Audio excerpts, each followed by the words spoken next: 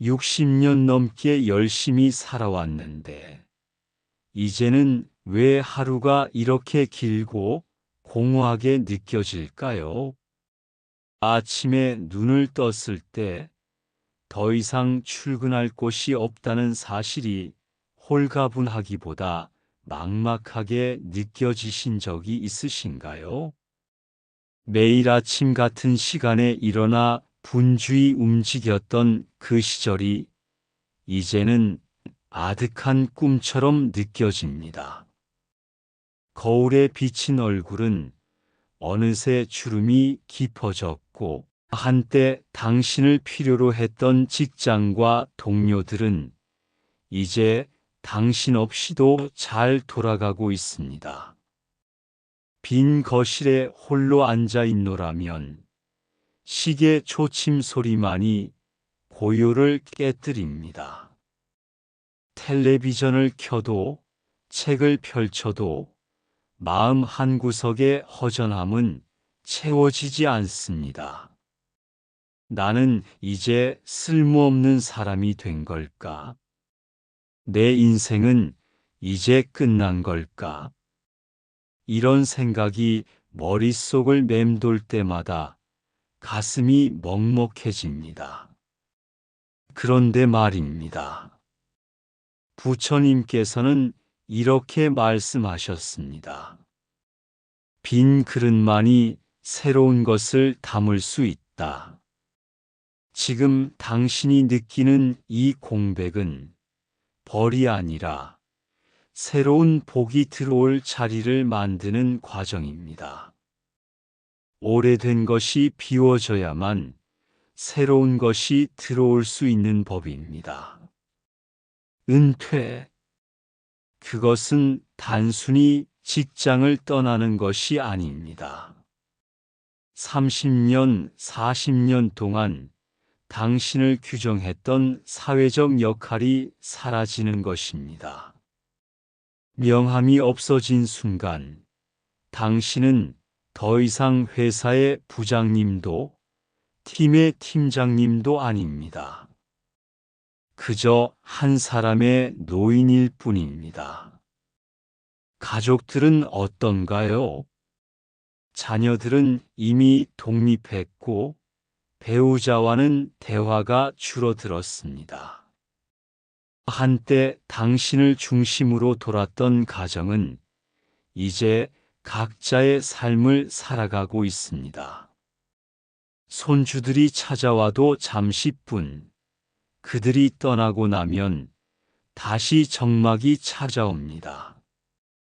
건강도 예전 같지 않습니다. 무릎은 삐걱거리고 혈압약은 매일 챙겨 먹어야 합니다. 병원 가는 날이 외출의 전부가 되어버린 날들. 젊을 때는 상상도 못했던 일들이 현실이 되었습니다. 그리고 밤이 되면 후회가 밀려옵니다. 그때 그 선택을 하지 않았더라면 좀 더 가족에게 잘했어야 했는데, 돈을 좀 더 모아뒀어야 했는데, 끝없는 후회의 굴레 속에서 잠 못 이루는 밤이 늘어갑니다. 혹시 지금 당신도 이런 고비를 겪고 계신가요? 부처님께서는 말씀하셨습니다. 고비는 외면을 버리고 내면을 마주하는 시간이다. 괴로움이 찾아올 때 그것은 깨달음의 문이 열리는 소리다. 인생의 가을이 찾아왔을 때 낙엽이 떨어지는 것은 끝이 아닙니다. 그것은 새로운 봄을 준비하는 자연의 섭리입니다. 젊은 시절을 돌이켜 보십시오. 매일 아침 출근 전쟁을 치르고 직장에서는 성과에 쫓기고 집에 오면 가족을 돌보느라 정신없이 살았습니다. 언제 한번 가만히 앉아 자신을 돌아볼 시간이 있었나요?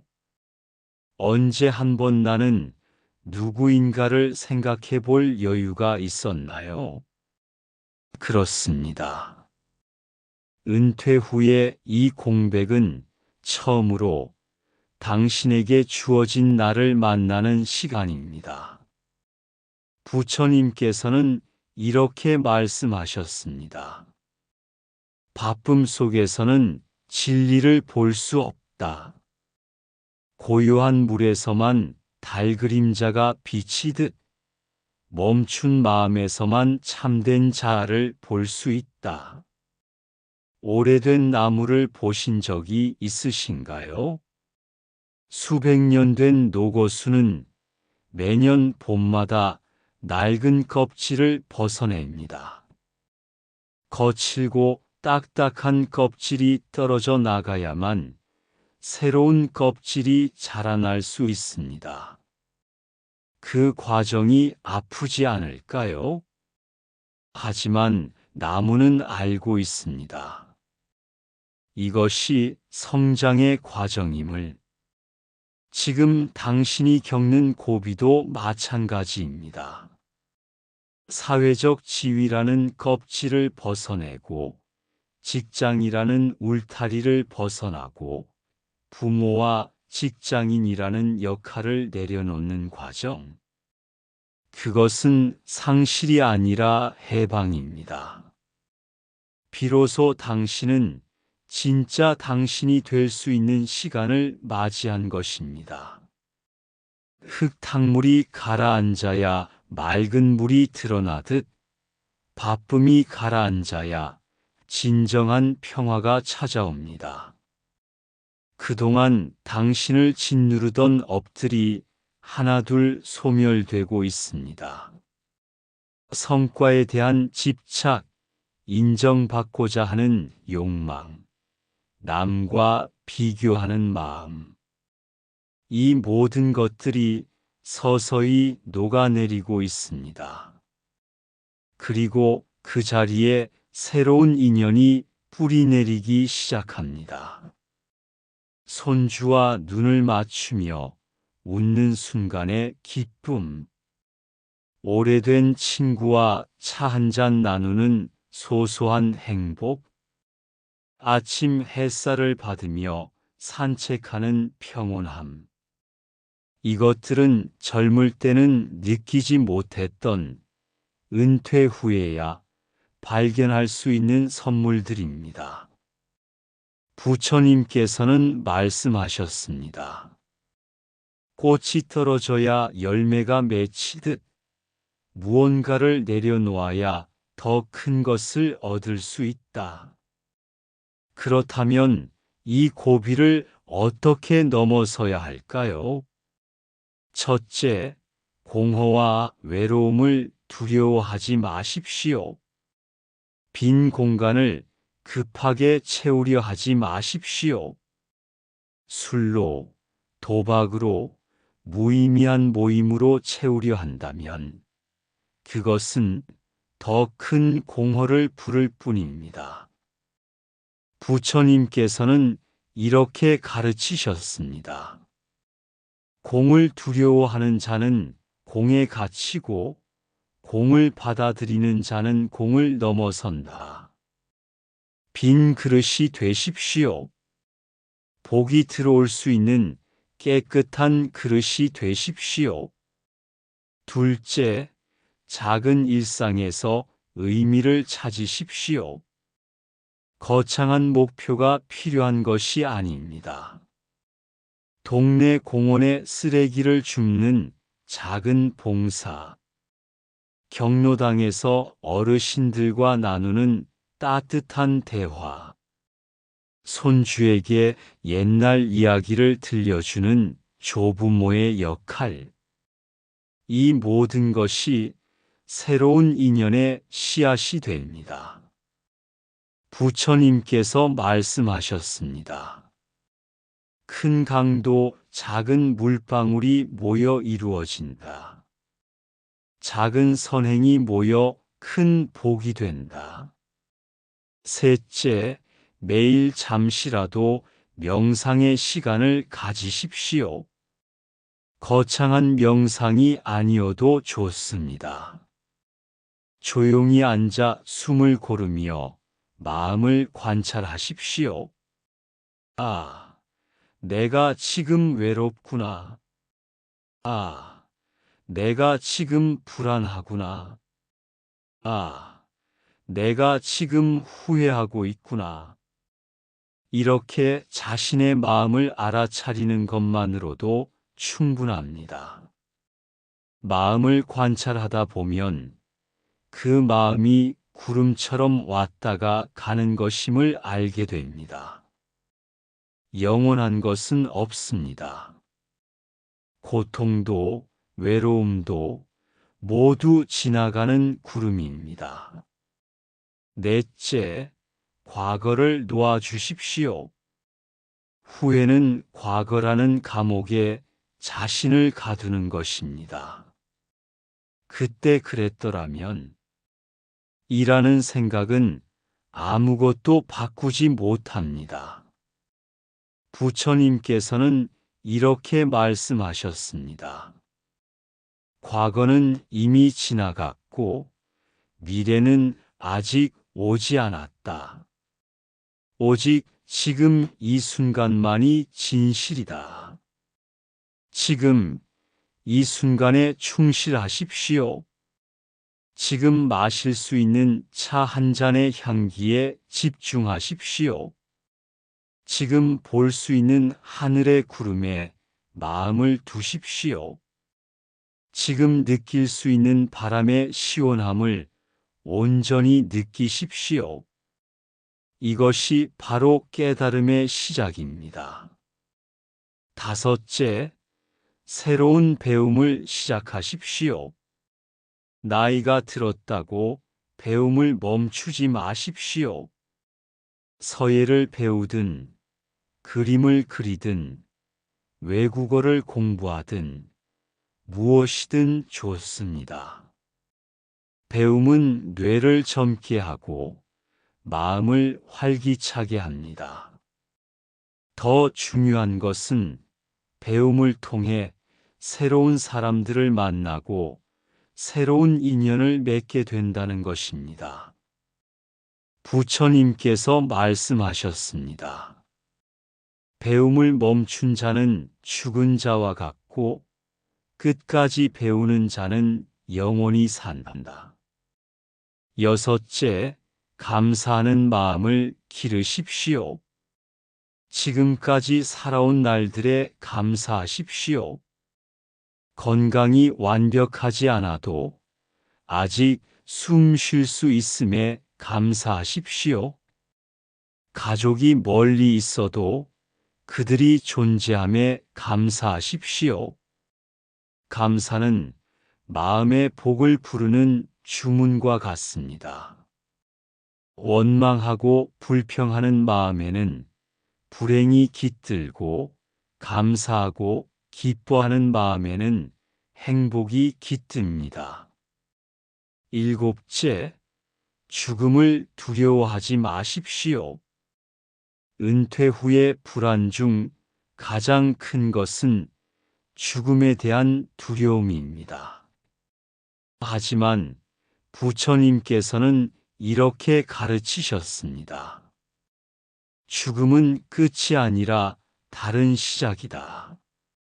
씨앗이 땅에 묻혀야 새싹이 나듯 한 생이 마감되어야 다른 생이 시작된다. 죽음을 준비한다는 것은 어둡고 우울한 일이 아닙니다. 오히려 남은 생을 더욱 의미 있게 살아가게 하는 지혜입니다. 매일을 마지막 날처럼 살 때 비로소 진정한 삶이 시작됩니다. 혹시 지금도 힘드신가요? 아침에 눈을 뜨는 것조차 버거우신가요?